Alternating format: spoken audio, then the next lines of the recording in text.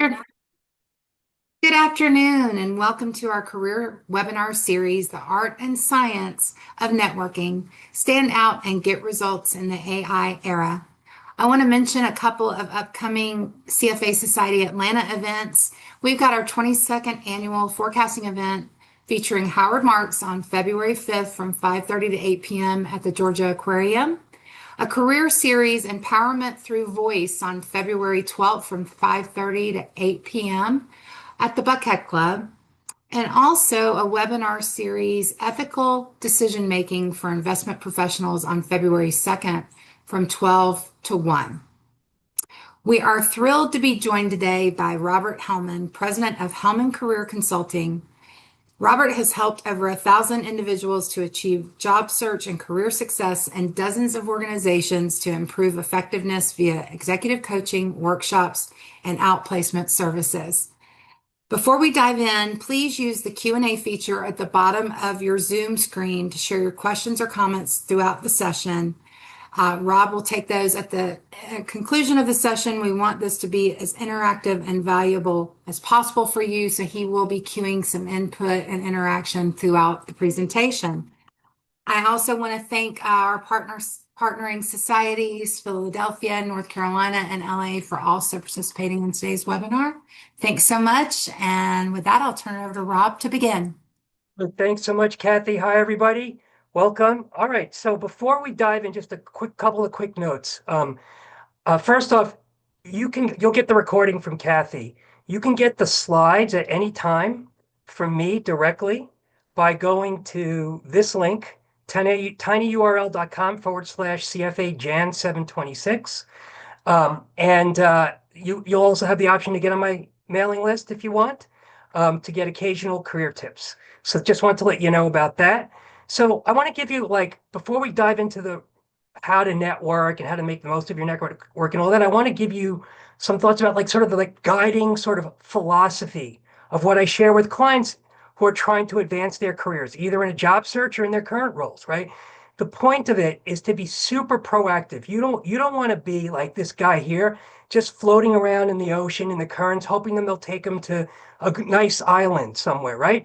You want to be much more proactive. You want to find that island of your dreams and then swim to it, or even better, rocket to it.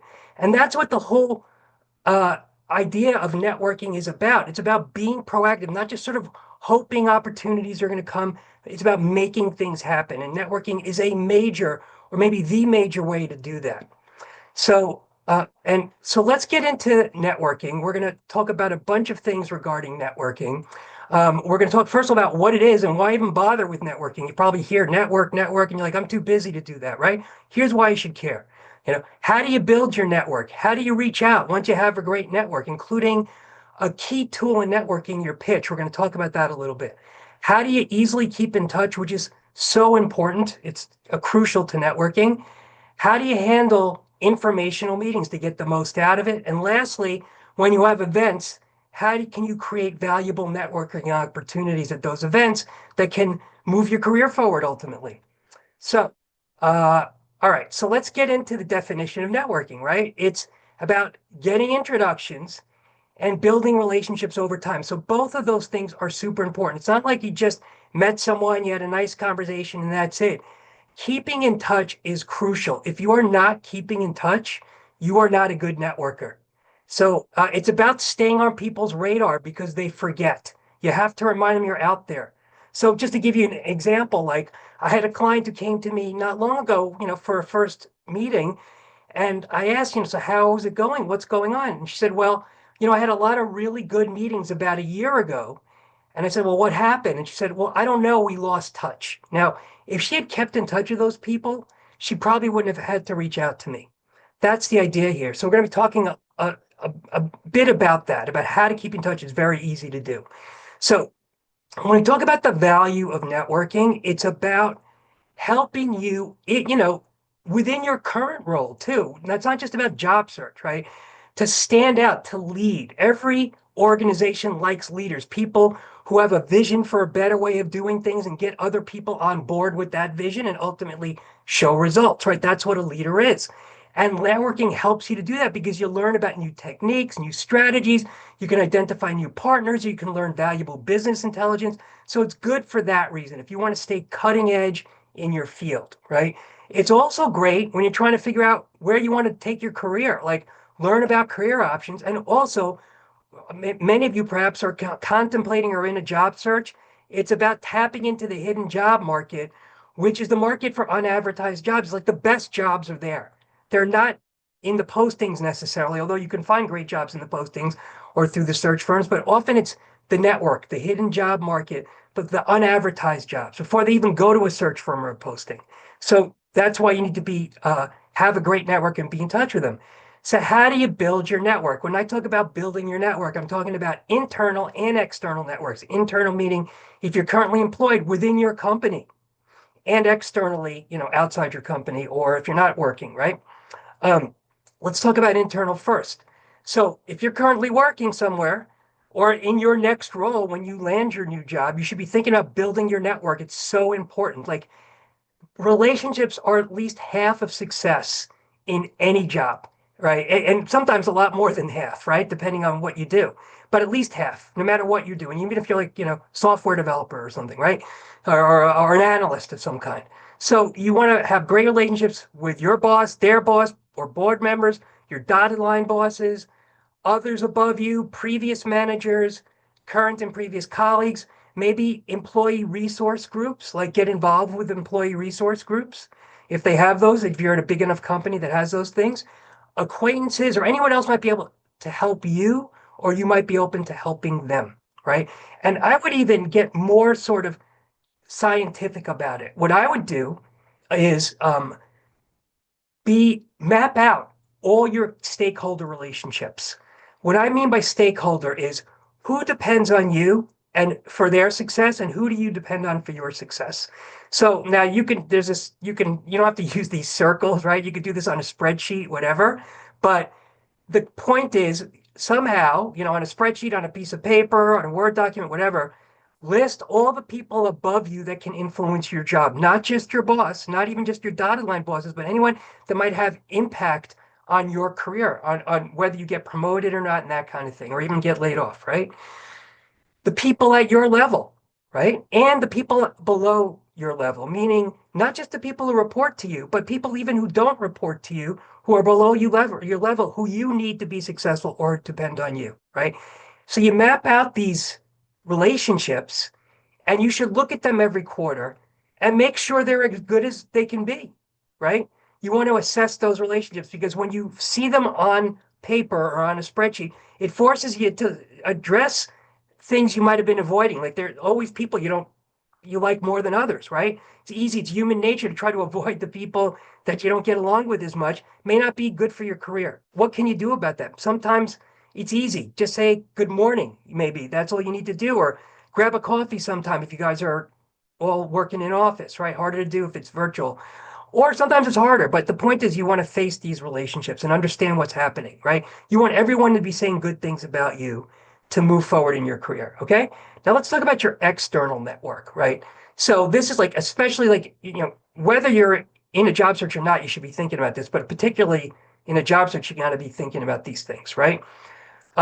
People who used to work for you, like external colleagues, other professional contacts, like vendors, people you worked with years ago, former professors, family and close friends, acquaintances, like even like your neighbor, like school classmates, your dentist, you get the idea, right? Like think very broadly about your network. In fact, if you Google the term weak ties, there's been research done on this, like studies that have been done that show the people that you least expect, your weak ties, are the ones who come through for you the most on average.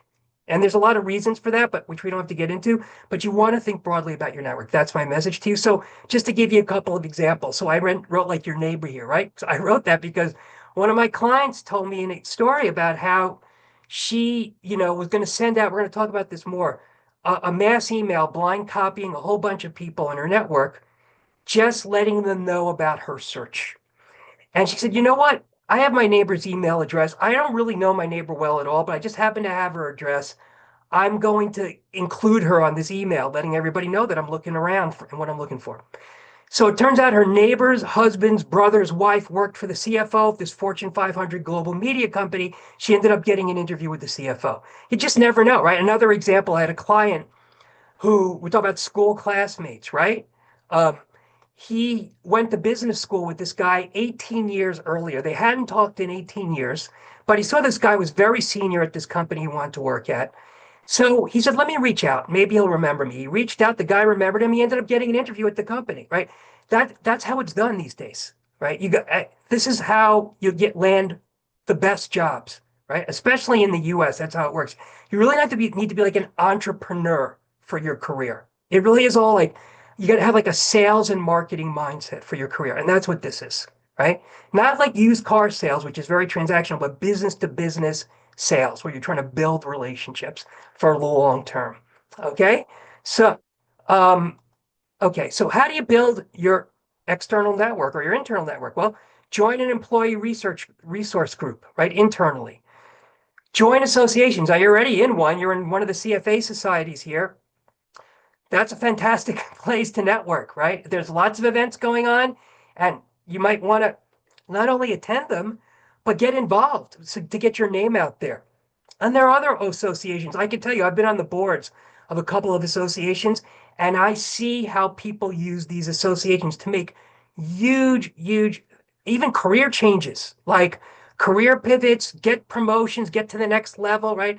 Because if you get involved with an association, they don't think of you as this resume anymore, as this piece of paper. They think of you as this person they met at the association who's done these great things for the association. It can be really valuable in a way of jump starting, say, a job search to get involved with the right association. And obviously, the CFA societies come to mind. Look for opportunities to present, get your name out there, get known, right? Volunteer to lead activities, leverage referrals and introductions, even cold outreach, and LinkedIn, which we're going to talk about a little bit more because LinkedIn, I mean, I could talk for hours about LinkedIn. You know, I've written a book about LinkedIn. It's like the grease in the wheels. It makes everything easier in a job search. But I want to talk about one aspect of LinkedIn, which is your network. And what you want to do with LinkedIn is, first of all, you should be on it if you're not on it. Okay. And maybe a lot of you, most of you are probably on it, but maybe some of you barely and all that. It really can make things a lot better for you because, like, you'll be able to see, at the very least, you'll be able to see who do you know, like who's in your first degree network, which is the people you connected with, right? Or who does your network know? That's the thing, it's hard to know. Like, who do the people I know? That's what LinkedIn tells you. Also, it enables you to be found for opportunities, right? So you need to, if you have the right words in your profile, because all of HR, all search firms, half of hiring managers are using LinkedIn to source candidates. So you want a good presence on LinkedIn. But in terms of building your network on LinkedIn, who do you connect with? Now, some people just connect with everybody, like the whole world, right? I'd like you to connect with 1 billion people, right? But I want you to know every one of those billion people. So quantity is important, but quality is even more important if you're using LinkedIn as a networking tool. Okay. Quality means you don't have to know them super well, just enough so like you think they might be open to helping you down the road and you might be open to helping them. That's what we're talking about. Like you might have talked at a conference for a few minutes or something like that, or maybe they sent you some nice message. You see, they get the idea of networking, right? So it's about like, in some way and maybe you're open to helping them, or if you get a connection request from a stranger, I get connection requests from strangers all the time, and I ignore most of them. I accept a few of them, and if I think they might become a client, or maybe I end up working for them, or we might be able to partner on something, or they seem interesting. There's something interesting about them, right? From in terms of my career, and but what I'll always do is send him a message like this. I'll say something like, "Hi, Margaret, I appreciate your request to connect, just accepted. As I like to know everybody in my first degree network, I'm curious as to how you came across my profile and or why you decided to reach out." So what I'm trying to do is make a new business friend. Now, if they give me no response or a lame response, I'll just remove them as a connection. But this is how you build relationships. Like now what happens is you'll see that you're connected to somebody who can introduce you to someone. You don't even remember how you know them, right? You can look at the messages that you exchange and say, oh yeah, that person was really nice. I sent them a message. They responded after they sent me an invite to connect. I think that they'll, that there was a nice interaction there. They might want to help me. Okay. That's why you need to try to get to know everybody on LinkedIn. Okay. When you do searches, without spending too much time on this on LinkedIn, when you do searches for people who might be able to introduce you to other people and things like that, I want the people who come up to people you might actually reach out to for help, not total strangers who will never help you. And you just connected with them without thinking about it. Okay. So, um, so what I would do, how do you build a network quickly on LinkedIn, right? Well, you could do advanced people searches. Let's just show you this really quickly. For example, yeah, let me go to LinkedIn. Okay. So I'm at my homepage on LinkedIn just to show you. And there's so many different things you can do on LinkedIn. It's another webinar, really, but I just want to get you started thinking this way. I would just click in the search box here and press enter. That's all I'm doing. I'm not typing anything in. I'm just clicking in the search box, press enter. Now I've got all these different ways of searching, right? I got this whole menu of search options. It's hidden. Click people because you want to do a people search, right? And then click all filters. And now what you could do is you can search by first and second degree, people I know or people my network knows, right? Because you want to see who you can be introduced to. Or you might even be able to search by industry. You might be able to search within specific companies, people who work at a certain company. Who does my network know that works at this company I really want to work at? That's a really valuable search, right? Then you click show results and then you filter it more.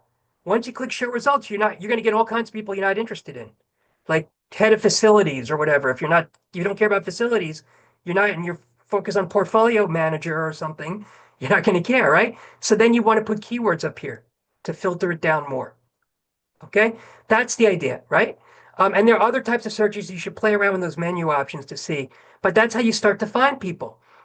You could find search firms this way. You can go like there are a lot of uh, bad search firms out there, unethical, even scams. There are a lot of average search firms that you just waste your time. And there are some good ones, right? Talk to the good ones. How do you find the good ones? Well, I mean, there are tons of top search firm lists. I mean, I know a few of them, but like, for example, you would go to like Korn Ferry, which is one of the biggest ones, right? You can go to the Korn Ferry company page. So I'm just going to go back, right? I'm going to go to this. Here. Oops. Sorry. Let me go back here. And I'm going to click in the search box, press enter. And all I'm doing now I'm going to click on companies. I'm going to do search by company. I'm going to type in Korn Ferry, right? As an example, it could be Russell Reynolds or whatever you want to type in, right? Another search firm, right? And what you want to try to do is get an introduction because they're being bombarded, right? So if you don't have any connections at these search firms, I want you to look at LinkedIn to see who can introduce you. So you go to their page, look at 10,000 plus employees, right? Click that. That's a link. And now you do a search. You got to find the right people because a lot of these people at Korn Ferry aren't doing search. They're doing leadership development and succession planning, right? So you might do something like you put keywords in search or acquisition, like talent acquisition, or recruit, like recruiter, right? And now you're finding people that um, do what you're looking for, talent acquisition for the HR sector at Korn Ferry, right? That's what this person does, right? I don't know her, but my network knows her. I might say, Sue, I see you're connected to Tiffany. I was thinking of reaching out. Can I use your name, right? That's what I mean by building your network using LinkedIn, okay? Let's go back to the slides. Um, okay. The other thing is if you're new to LinkedIn, you could use this people you may know feature to quickly build up your network, which is if you go to my network right here, and just go through this people in your community, people you may know from the CFA Society of Atlanta. LinkedIn looks at what's on your profile and then says who you know, and often it's a good way to start quickly building up your network, right? And try to always send them a message if you don't think they know who you are or why you're connecting with them, right? It's about building relationships, right? And I would challenge you to get at least 200 people on your LinkedIn network if you don't have that already. Okay. It's not hard to do if you're thinking broadly about your network. Okay, hold on here. What's going on? Something. Uh, oops. I don't know what happened there. I apologize. Let me get back to this. Okay. So, all right. Sorry about that. My computer froze for a second. That was weird. Okay. So that's how you build your network. Now I want to talk about a key tool in reaching out to your network. So before you reach out, you need a good pitch. Okay. And we're going to be focused on networking pitches, okay? But there are different types of pitches. And by the way, for people who came late, if you want to get the slides at any time, you'll get the recording from Kathy. You can go to this link, tinyurl.com/CFA Jan 726. I also put it at the top of the chat. You can see it there.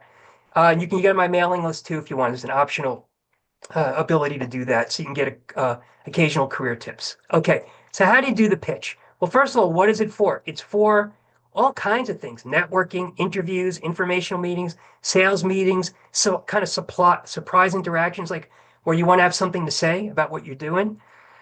Answers to like questions like, tell me about yourself, tell me about your background, tell me about your experience, what brings you here, making a memorable impression that differentiates you, right? That's what the purpose of the pitch is, okay? And we're focusing on networking, even though there are different versions, we're focusing on networking, right? Networking, this 1 minute to 1.5 minute pitch. It's really the same pitch as you would do in an interview. Um, it's just a little shorter because people in networking situations don't have the patience that people in interviews do, because in interviews they want to hear about you. They're interviewing you, right? In networking, it's a little bit of a back and forth, right? It's a little bit different. So you need to shorten it just a little bit, but otherwise it's the same idea. So these are all the 6 elements you can have in a pitch. And you should try to get all 6 of them in your 1 to 1.5 minute networking pitch. Okay, definitely for your 2 minute pitch. I try to craft your 2 minute interview pitch and shorten it then to make it work for networking situations. So we're going to go through these quickly. Okay, this is not a whole networking workshop, but it's just very important. I mean, it's not a whole pitch workshop, but it's very important for networking. You understand this and you get started around thinking about it. So, the hardest part of this pitch is the branding, is this hook. Like, how can I grab their attention right away? Like, so they'll be interested. Like, what makes me stand out, right? The rest of this, they should categorize you as like, what box are you in the org chart? People want to understand where you fit in. You don't have to make them work to do this. Otherwise, they're going to put you in a place you don't want to be, or they're just not going to take the time to bother. That's where things go wrong. If you're too vague about what you want to do or where you fit in, you're going to have a long job search. Then what differentiates you after where you fit in? What differentiates you? Introductions to your success stories, examples to back it up, like teasers for your stories, which is a whole other really webinar and topic. But storytelling is maybe the one of the single best things you could do in an interview in terms of being standing out from the competition and being memorable. So you want to introduce those stories, just teasers for it. Like for example, I did X which resulted in Y, right? You do that in your pitch, right? Then maybe some kind of conclusion, like a big reason I've been successful is, and then talk about them. And I'm glad to be talking to you in a networking situation. I really was excited to talk with you because given your experience at X, I really wanted to get your perception on your perspective of my search or whatever. Okay. And then you go into the rest of the informational meeting, if it's an informational meeting. So that hook, that brand, you got to ask yourself, what makes me great at what I do? What value do I add? How do I stand out? What's the essence of the value that I provide, right? I'm going to give you some examples here, so just to inspire you a little bit. So one of my clients who was like a finance executive, she started off with her pitch saying, look, when they said, tell me about yourself, or she said, why don't I take a minute to tell you about myself? Well, as a finance leader, I've been effective because I've been able to take the investor perspective. I speak the language of investors. That's interesting, right? Now they're going to remember her as the person who speaks the language of investors, who can take the investor perspective, right? I had a guy who was an operations executive. He started off his pitch saying, as an operations, I'm way more than an operations executive to be good at operations. I also have to be a diplomat and an engineer. Oh, he's the operations executive who's a diplomat and an engineer, right? That's how you become memorable. It's like your branding. What makes you stand out? Then you go into the rest of your pitch, like the years of experience and all that. So there's some other examples here that you can look at on your own, right? For other clients. I just threw them in there, but that's the idea. Now, I'm showing you this because this is a summary section of a resume. And you should have summary sections at the top of your resume that pitch you, right? In fact, when I work with clients, a lot of times if we're starting to do like an A to Z job search, we'll do the summary section of the resume first because it can be repurposed across all your job search marketing channels. It is your pitch. We're crafting it for the top of the resume, but you're going to use it for your verbal pitch, for the pitch you include in emails, for your informational meetings, for your interviews. It's the same messaging, right? You can take excerpts of this thing, right? So here's an example of a resume summary section pitch, right? Where like the finance director, remember category, this is like steps 2 to 5 that I just showed you, right? There's the hook, then this is the box you're in the org chart, like how to categorize you, list of differentiators, your success stories, like your examples, right? There was a time when I did X, which resulted in Y. And some you might want to add this in as a conclusion, like how do people view me, right? You can think of it that way. So I haven't practiced this at all, but I just want to show you once you do something like this, how easy it is to create a pitch. So I'm going to improvise. Okay. So if I said, why don't I'll say something like, why don't I take a minute to share my background, and then I'd love to have a conversation with you if you're in an informational meeting, right? Or something like that. So I would say something like, so let me just take a minute. So, I've been a finance director and a CFA charter holder for over 10 years, and I've been effective because I've been able to speak the language of investors. I can take the investor perspective. And that's led to progressively responsible experience in the media industry. And I've pretty much done it all at companies like Viacom, NBC Universal, HarperCollins, including M&A, forecasting, FP&A, and on and on. Um, just to give you a couple of examples from my experience, Viacom, I had a key role in supporting profit growth, turning around profitability from negative 10% to plus 15%, and I received an award for that from the company. I also reduced costs by as much as 25% while protecting and enhancing revenues, right? And I've been involved in dozens of M&A transactions. I've experienced across all facets of M&A. And I think the reason I've been effective is, people see me as a really strong collaborator, as somebody who listens and can build consensus. Anyway, I'm improvising this, but that's how you do it, right? That's how you create a pitch, right? Now, if I practice this a lot, it will be a lot even better. So this is what you need to do. Okay, so now you got your pitch. How do you reach out? I want to talk to you about reaching out by email first. Like if you're in a job search, say, right? You want to start going beyond just waiting for the search firm to contact you or for the posting to show up, right? You want to start making things happen like any great salesperson would do. That's about like swimming to that island of your dreams, right? That we were talking about at the beginning of this webinar. So, how do you reach out? Well, let me give you an example, and I want you to tell me if you think this would work, right? So my question to you, and give me your answers in the chat, okay? Type them in the chat, not the Q&A box. What do you think of this? Is this effective? So this is a client whose contact said, "Why don't you send me a resume?" My client's content, and my client is Rob in this case. Um, said, "Why don't you send me a resume? And I'll send it to my contacts, see if they're interested." So my client did that. Said, "Dear Catherine, thanks again for offering to send my resume to your connections who might be interested in speaking with me about portfolio management opportunities. I've attached it. Tell me if you think this works, how effective it is, why it's effective, and why it isn't effective. If you think this isn't very effective." I'm looking at the chat. Give me your thoughts.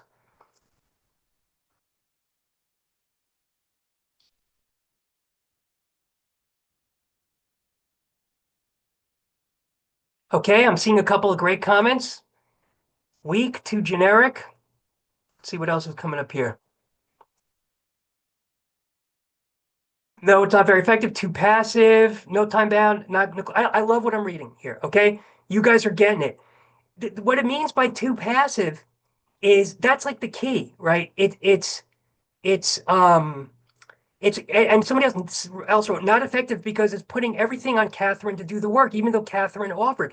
That's why this doesn't work, right? So when somebody says, "Listen, why don't you send me your resume? And I'll see if somebody's interested," right? I would do something different. And I'm going to tell you what you should do instead, right? Because it goes into like a black hole if you do that. Because you're asking Catherine to do all the work. She's got to do it. She may not do it, right? She may take too long to do it. She may not do it the right way. She may not represent you properly. Plus, she's just sending your resume. They may not need a resume at that moment. They're not meeting you as a person. You want to get the meeting. Your goal is to get the meeting with people in position to potentially hire you. Okay. So that's and because all kinds of things happen once you get informational meetings with hiring decision makers, even if there is no opening, right? You keep in touch with them. And then a month later, they need you, or they hear of someone else who needs you, right? Or maybe they can refer you to other people if they don't need you right then at other companies, for example, right? But that only happens if you get the meeting. This is not going to get you a meeting unless you get really lucky. I mean, maybe zero point 0.1 times out of 10, it'll work. So if you get lucky, what you want to do instead is you need to have the relationship in the hiring manager. So what you need to do is say, listen, I appreciate when Catherine offers to, forward your information. So look, I appreciate the offer. Thank you. It's very generous. I'm wondering if to make it easier on you and to help me more, I could reach out to them directly and say I was referred by you in the subject line. And because first of all, that way you don't have to do it. And secondly, I want to get the meeting with them, even if there's nothing open now, because I want to build a relationship for long opportunities down the road. Right? That's what you say. Now, half of the people in your network are going to say, yeah, fine, great. Here's their email address. The other half are going to say, you know what? I better check with them first. If they say I better check with them first, you say, totally understand. Thank you. Why don't I send you a forward friendly email to make it easier for you to check with them, which will explain why I think a meeting would be mutually beneficial and something about my background. So you don't have to do it. And they'll say, yes, please do that. They'll love it, right? So I want to give you so you're basically trying to make it as easy as possible for your network to help you productively. So I want to show you examples of these emails. Okay. So here's one example. This is to Catherine, right? Um, from, Rosalind is the mutual contact, right? Um, Rosalind's a mutual contact. So client sent this email, right? So she said referred by Rosalind, right? So right, my client's reaching out to Catherine, suggested I reach out to you because she knows of my underwriting background and my interest in working at your company, right?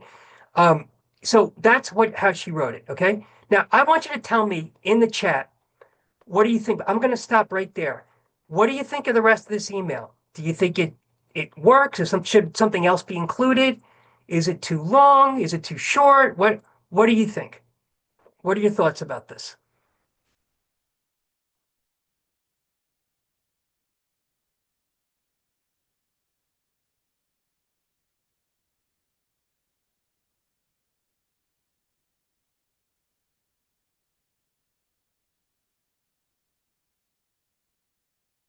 Okay, I'm getting sort of mixed. Some people saying too long, some people saying very effective. Okay, now I can tell you I've been doing this a long time since 2008. This is an example, a real example I'm giving you, right?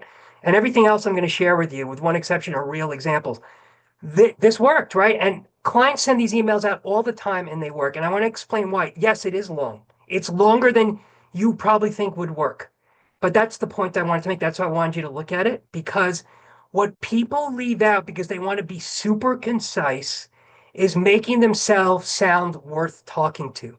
They leave out, like, for example, this pitch, right? CFA chart holder, CPA, like they don't sound interesting enough, right? They also don't make it clear enough if, and sometimes you can't because you can't make it mutually beneficial, but if you can make it sound like it could be mutually beneficial, you need to throw that in there. Okay.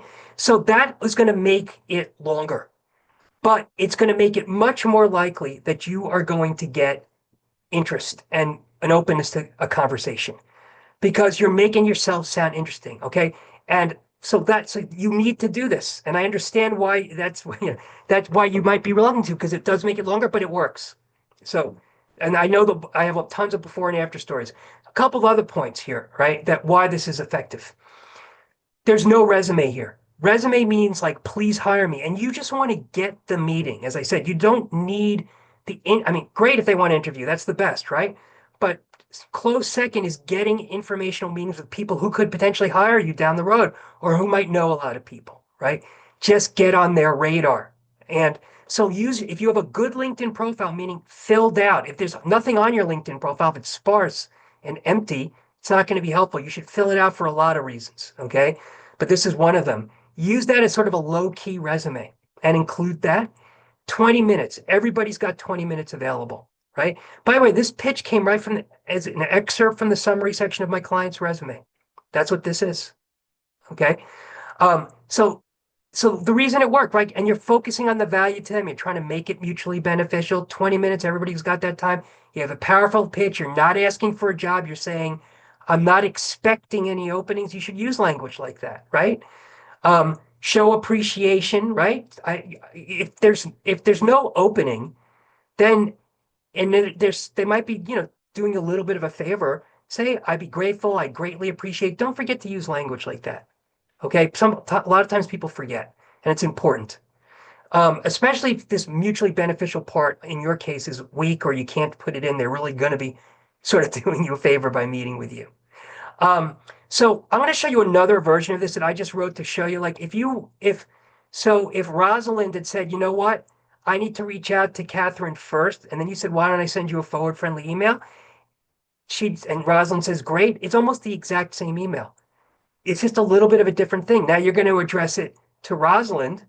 You can say, Dear Rosalind, thanks for offering to forward my information to Catherine. As discussed below, I've shared my background and why I believe a meeting could be mutually beneficial. Same message. Almost like 98% of it is exactly the same. Okay? So that's how you do it. And you can read this on your own. Now, there are a bunch of other emails that show outreach. They're all sort of similar. Like this is a mass email where you can blind copy. If you have a big network, and I'm telling you to get at least 200 people in your network, think broadly about it. Include the weak ties. You might want to take 50 of those people or 100 of those people and blind copy a bunch of them. Those are the people that maybe you don't want to put them on the spot because you don't know them that well. And if they have something to offer, they'll respond to the email. Or maybe you don't think that they have any chance. They're just not in your field. These are like family and friends, um, that they would know someone that could help you. So again, but if you think about that weak ties principle, this really helps you to get the word out in a broad way. And again, you want to be very clear about your job target, what you're going for. You want the pitch in here, just a LinkedIn profile, no resume. This case, my client asked for a 15-minute conversation. She blind copied everybody. What she did, though, which is also very good for something like this, if you're just trying to put it out there, is list a bunch of companies that represent your job target if you think people have heard of them. Now, if you're going for startups, it's not going to be helpful, right? But if you're going for startups, maybe instead of startups, you mention private equity firms that are well known because they know about all the startups, or venture capital firms that are well known.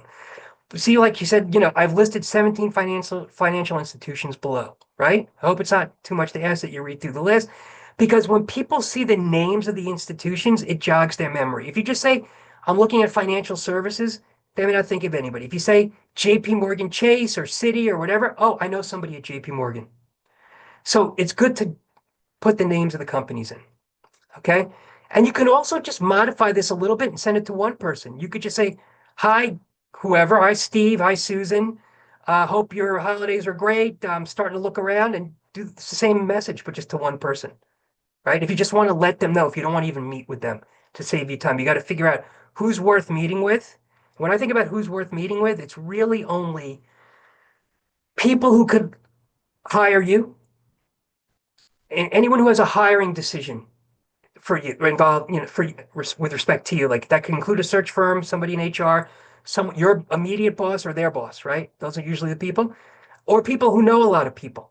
Those are maybe the people I'd meet with. Everyone else, you probably don't need to spend the time meeting with them. You just need to let them know in some other way, like email. Just let them know, right?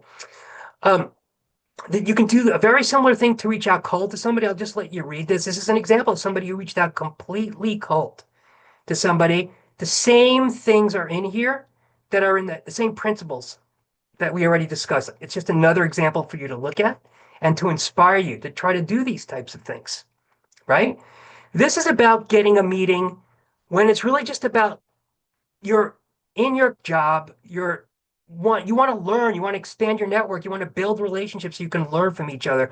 My client sent out a message like this to get a meeting with somebody so they could share insights and build relationships and learn from each other. And of course, maybe it would lead to a career move down the road, but that wasn't the stated purpose of it. But again, the things that are common across all these is 20 minutes, the pitch, right? For job search, not expecting an opening, right? I'm just looking to get your thoughts on my search, that kind of thing, right? Trying to make it mutually beneficial. So again, you can go through that on your own. Um, okay. I want to talk about AI just very briefly because, what's great about AI is it's an idea machine, right? These AI chatbots, and probably a lot of you using them already. And I know a lot of you probably aren't, just from my own experience with clients, but maybe it's 50-50, right? But what I would do is I wouldn't ask it to write something from scratch. It doesn't work well when you do that. It doesn't know what it doesn't know, right? It can't, and and it'll take what it's looking at the internet, right? It's trained on data on the internet, and a lot of the examples aren't so great, right? So it's really better for you to write it first and then have it refine it. Okay. So I'm just going to mention like there are four chatbots that I use just because, in my experience, they've been the best for careers. There may be others not on this list, but ChatGPT, Claude, Gemini, and Perplexity have all worked for me well when I'm working with clients. They're all free to use unless you um, uh, use them too much, like they have limits on how much you can use each day. Then you need to pay a monthly fee. Like I think it's like 20 a month for ChatGPT, for example. You can just pay for 1 month if you need to. And the kinds of things I would be doing is like first understanding from my pitch, right? For my pitch, for the language I want to use in selling myself to my network and to my network's contacts. I want to know what the words are that are going to resonate with my target audience, because this is all sales and marketing, as I just shared with you before, right? So I'd say like, you know, give me a frequency count of the most common keywords and phrases across 3 job postings that represent your job target. Or if you don't have any postings, just say associated with this type of job in this type of industry. And it'll give you some ideas for words you should be including in your pitch when you're talking about your experience. It's really helpful to do this to make sure what you're saying is resonating. I don't want you to just say what you want. I want you to say what they want to hear. It's a different thing, right? Translate what you've done into words that they're looking for, that they're going to understand and are going to resonate with them. So another thing you could do is maybe you're trying to make a little bit of a transition. I have all this experience as a CRO in the Y industry. I want to apply for a role as a general manager or head of a business division with full P&L responsibility. What transferable skills can I highlight? What gaps, if any, do I need to address, right? Or here's the role I want to apply for. The point here again is to surface the language, the words you want to use that are going to help to sell you to your network and to their networks. Okay. Last thing, and this is about rewriting, right? I'm trying to obtain an informational meeting via referral from a mutual connection by sending an email to the person I might want to meet with. Here is the subject line. Here's the message content. Can you optimize this to make it more likely to get a positive response? That's what I mean by writing it first, then asking it to review. But you got to be careful. A lot of times this optimization is not optimization. Like some things will be better, some things are going to be worse. So don't just take it as like the truth from whatever you get back from the AI, from the chatbot, right? Be, discerning in terms of what it gives it back to you. Okay, I want to talk about informational meetings. Then we're going to talk about live events, okay? And keeping in touch in live events. That's what we're going to talk about. And then I'm going to take a couple of questions. Um, Informational meetings.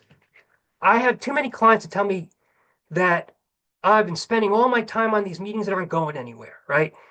Part of it is who you're actually meeting with, right? You want to meet with people who really can help you, right? The people I mentioned before. Part of it is how you're conducting those meetings. So I want you to make sure you're getting the most out of these meetings. So this is a structure for informational meetings. Like say you're in a meeting with somebody who could potentially hire you now or down the road, right? Um, you got this meeting, maybe through mutual connection. You first of all, you want to remind them why you're there. They might see you on the calendar and they don't even remember why the meeting's here. You got to say thanks again for meeting with me. I'm really glad to be talking with you because I wanted to get your perspective on my search for portfolio manager roles, in these sectors, whatever, right? Like, or FP&A roles, whatever it is, right? Um, and just be very clear about your target and why you wanted to meet right away. Then you need to say, why don't I take a minute to share my background? Then I'd love to have a conversation with you. Now, this 1 minute pitch is so important for these informational meetings. It's going to make, if you do it right, it's going to elevate the whole conversation and make it much more likely you're going to get something useful for your search. I had a client recently who got an informational meeting with a CEO at a mid-sized company through a mutual connection, and she could tell right away the guy was barely paying attention. He was only doing their mutual connection a favor by meeting with her. So she went through this script and she said, why don't you just take a minute to tell you about my background? And she gave this fantastic pitch. At the end of the pitch, he said, wow, you're the real deal. Like his whole demeanor changed. And he started asking her questions. It started to turn into an interview. She didn't even know there was an opening, right? That's the power of this pitch. And I've got tons of stories like this, okay? So you do this great pitch. Then you start having a conversation. Now, the first thing I'd be doing is like trying to figure out how I could help them, right? Like, let me step back for a second. Your mission in life with these informational meetings is to get another meeting somewhere else. That is you got to program your brain to think that way. Like, get another high value meeting that's going to get me closer to an interview. Okay. So your questions need to help you to do that. So you want to be a detective like Sherlock Holmes, right? Trying to figure out how you can help them, right? If they say something like, wow, you're great. Too bad we didn't talk with you 6 months ago and we needed someone like you. That should be music to your ears because that means you're pitching yourself the right way and you're talking to the right people. Because then what do? You keep in touch and a month later they need you or they hear someone that needs you or you pivot, right? You might say, who else should I talk with since the timing isn't right now for your company? Maybe share that list of companies with them to jog their memory that we mentioned before. Maybe ask for feedback on your resume or pitch, like get insights, right? Try to get another meeting, right? Who else should I talk with? Maybe look up who they're connected to on LinkedIn and just say, I noticed on LinkedIn you're connected to X. I was thinking of reaching out. What do you think about my using your name or can you tell me something about them? Thank them for their time, write a follow-up thank you note, reminding them what they offered to do for you in that thank you note. If it's turning into an interview, it's a different kind of follow-up. It's what I call an impact email, whole other conversation. But the idea behind that follow-up, it's way more than a thank you note. You want to influence the conversation and keep the wheels turning for you going through the interview process. So that's how you do these. Now, if it's a different purpose that you're having this informational meeting, it's really just to share insights. Maybe you would change step 4 and 5 to really ask more about their background, just start a conversation about the insights and learnings that you want to share with each other. Okay, so that's how you do these. Keeping in touch, as I said, is 50% of networking. So people come to me and they say, Rob, you tell me how important keeping in touch is, but what do I say? It seems so hard. I don't know what to write. And won't they be annoyed if I keep bothering them? It's not hard, and they won't be annoyed if you do it the right way. Okay, let me explain. First off, you want to keep in touch at least every 6 weeks in a job search. If you're not in an active job search, if they're in your field, maybe quarterly, or just a couple times a year. If they're not in your field, maybe holidays are a great time, right, to reach out. Um, what do you do? Well, if you're in a job search, right, if you want an excuse, maybe you see an article that think they'd be interested in. Send them that article as an excuse. Or maybe you have additional thoughts. Since we last met, I've had additional thoughts and I want to add something, right? Do you need those excuses? Well, if they're good excuses, don't force it. If the article is not going to be interesting to them, then you're just showing them how you can waste their time, right? But if you can't think of anything else, just send them a simple hello and update, right? Here's an example of that, right? You don't have to, this is not about have you heard anything Or where are you, what are you, have you decided yet or anything? It's not about that. You don't need to betray that insecurity. It's about reminding them you exist so they don't forget because a month after they met you, they don't remember anymore. And then they need you or someone like you, or they hear someone else needs you and they don't remember you. So you've just got to stay top of mind. That's what this is. Okay. Hope you and yours are well. You had a good vacation. Thanks again for meeting with me last month since we spoke. So mention maybe something you talked about in your prior meeting, right? Say what you're doing, right? I'm just updating you. I'm having good meetings for treasury and investor relations, leadership roles. They're moving forward, trying to keep my skills sharp. And instead of saying, if you hear of anything, let me know, do the opposite. Say, if I can be of help to you, including connecting you to people in my network, please let me know, right? Like, be generous. That's what a good networker is. They'll appreciate it. Okay. And another thing you could do on LinkedIn, oh, and contact management, you need a really good system. This is very important because what happens is people slip through the cracks. Now, if you think about it from a sales perspective, like salespeople have like Salesforce, right? Salesforce.com. If you have that, use it, right? But you don't need to have that. Most of my clients have a spreadsheet, works super fine. But what you need on that spreadsheet are the next action, the date of next action. Those you must have, right? The next action, date of next action. Otherwise, they are not in your network. If you're not going to recontact them again, take them out of your network. Okay. And then a priority field, because what you could do is sort the spreadsheet by date of next action and priority, and you'll always know what to do in what order, right? There's some other examples here you can look at of things that I'm a little bit familiar with, but I'm not an expert here on CRMs, client relationship management or contact management systems. These are just a few ideas if you want to do something fancier. You can also keep in touch on LinkedIn in a sort of a broad mass way by sharing an article, photo, or update. You can do that too. Think about that, right? Use your homepage. If you have a quality network, the people you send that update to through the LinkedIn homepage, it'll be meaningful. And look at other people's updates to keep in touch. You're at a networking event, okay? What are your goals? So I want you to get them. If you're going to go to a networking event, you're going to go to the CFA Institute's annual conference, whatever you're going to do, right? Or something more local, CFA Atlanta is doing something. I want you to get the most out of it, right? So I want you to build your network. So your goal is to build your network, get at least 5 people to know what you do, like the value you provide to organizations, learn about other organizations, get feedback on your pitch and experience, and try to help at least one person you'll meet as well. These are goals for you. Okay. So, what that means is when you go to the event, I want you to talk to at least 5 people. Okay. You want to speak and listen. You want to get their email addresses because people will remember. They may not respond to LinkedIn messages. There's too much spam on LinkedIn. LinkedIn, I see email gets a much higher response rate than LinkedIn messages. So try to do email first. Don't get captured unless it's helping. In other words, if you might be talking to somebody who's super nice, but you're thinking, I have to network. I have to meet people for my job search or my career. So what you can do is just say, listen, let's exchange business cards or let's connect right here on LinkedIn and continue the conversation another time. It's been great. And then move on. Okay. At the event, present yourself well, make eye contact, right? This is all about relationships, right?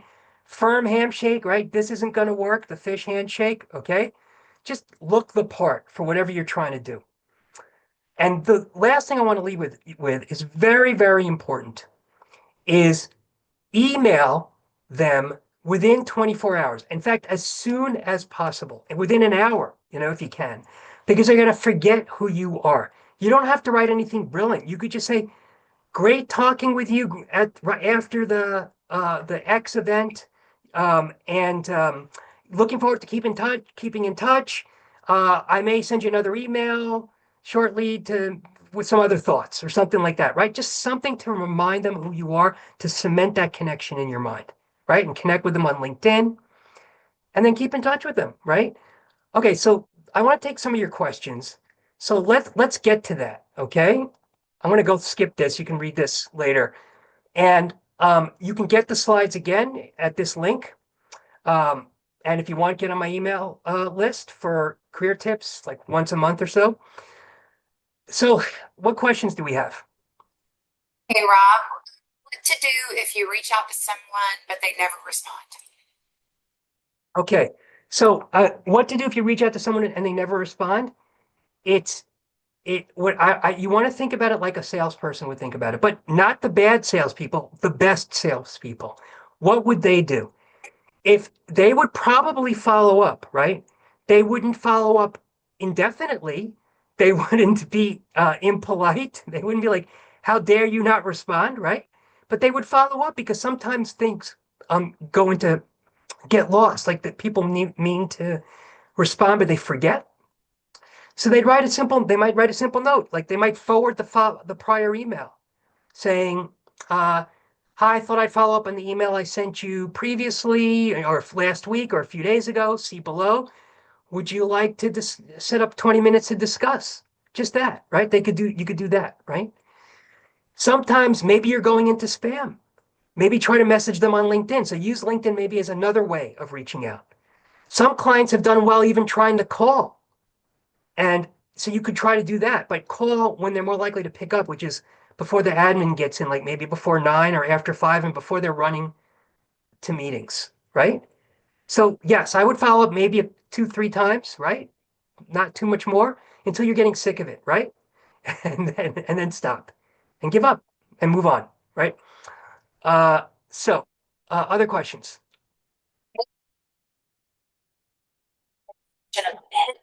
Change opportunities. Is there an effective way to pull this information, or is it as simple as asking, "Do you know about any openings for Sorry, XYZ type of role?" you know what? It cut out the first part. Could you say it again?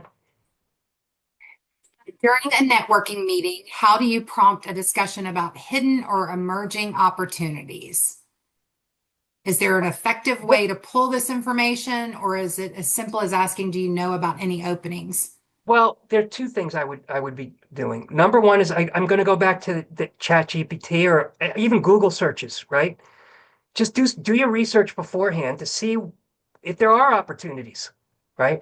Sometimes it's like you can even do something like you can go to Chat GPT or one of these other AIs and say, what is the competitive situation with this company, right? And it a lot of times it won't know, right? It might tell you something more general about the industry. Sometimes it will give you information that it pulled from the internet that's interesting. Or do Google searches, look at the website, look at press releases. If it's a public company, go to the investors tab on the homepage, look at presentations that were given to investors, and sometimes they have recordings. They might give you ideas. Now, you have to decide how much time you want to spend on this, right? I would also look at who they're connected to. You can search people's contact. If you're first degree connections on LinkedIn, you can search their contacts. If you're not first degree, you can't. But you can go to that. If you are first degree, you can go to all filters, just like I showed you before, and search connections of, right? You might do that to prompt questions. So your questions are super important. And it's based on your research and your preparation.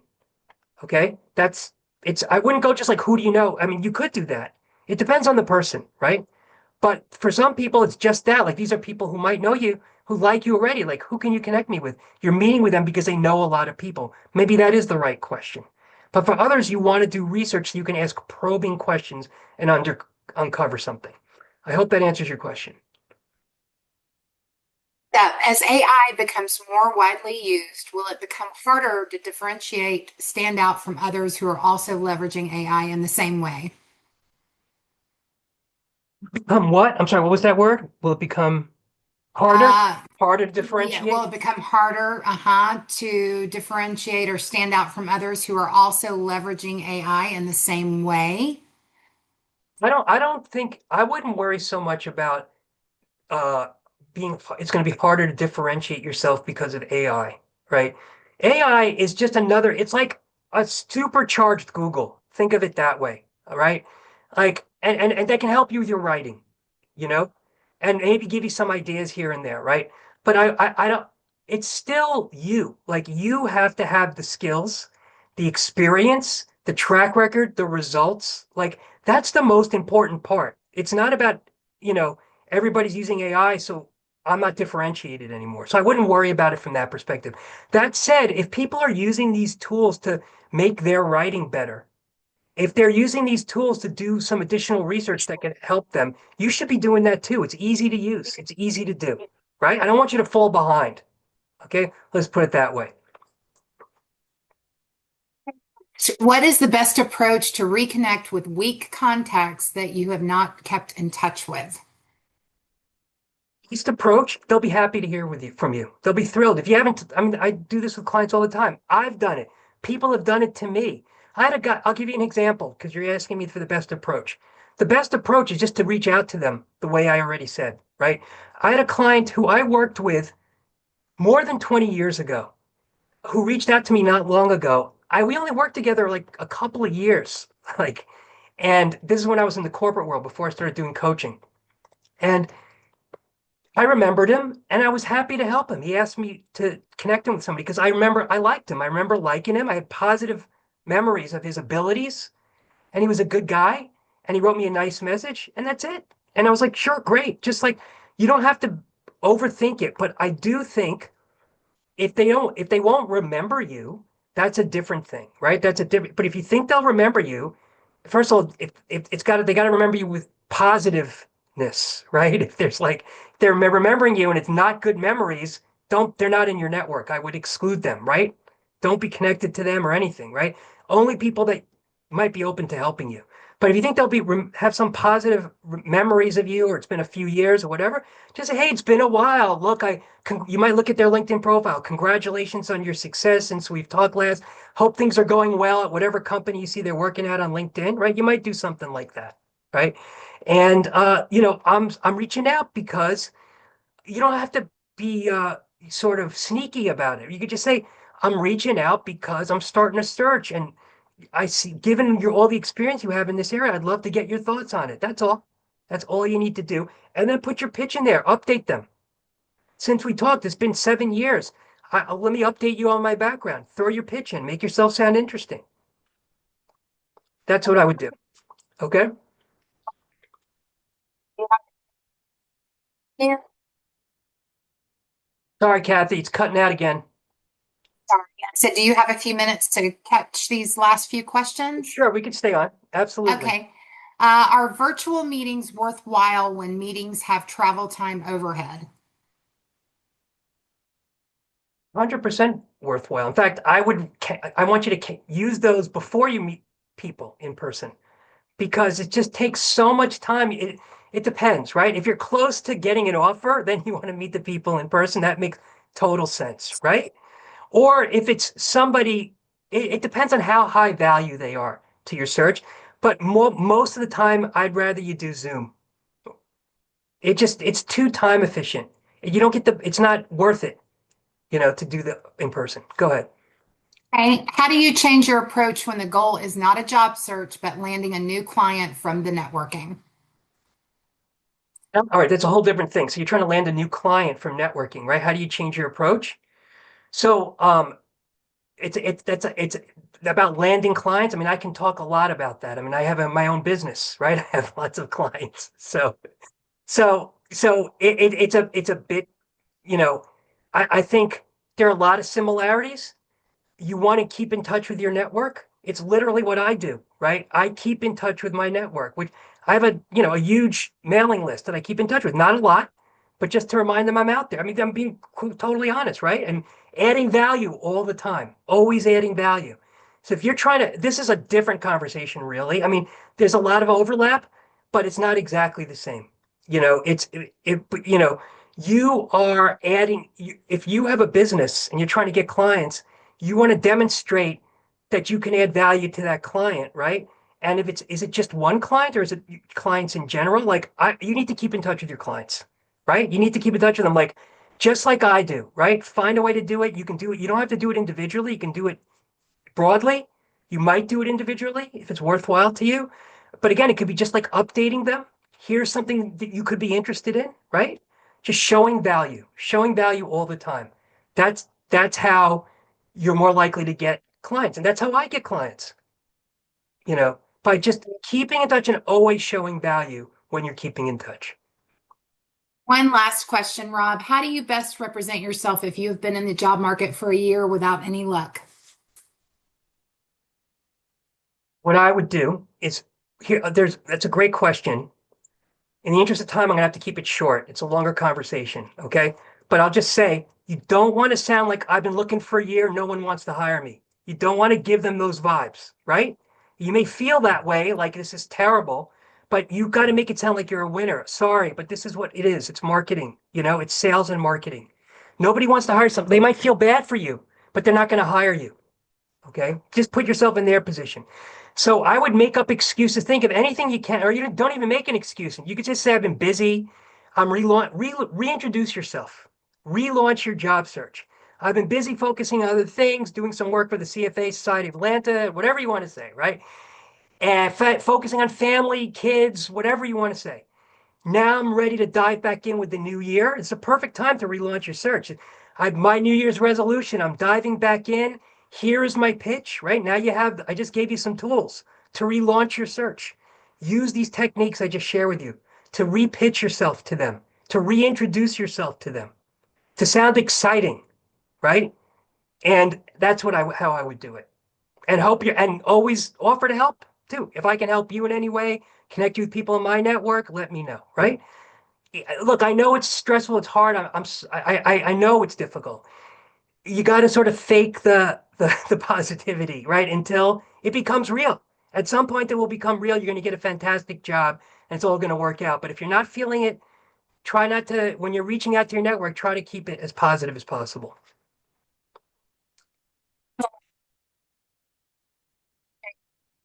Expertise today. A big thank you to everyone who joined us. We truly appreciate your time. Be on the lookout for a follow-up email with a replay link and a brief survey. Your feedback helps us continue to deliver meaningful content. Appreciate it so much. Thanks, Rob. Thanks, Thanks, everyone. Kathy. Thanks, everybody. Take care. Bye-bye.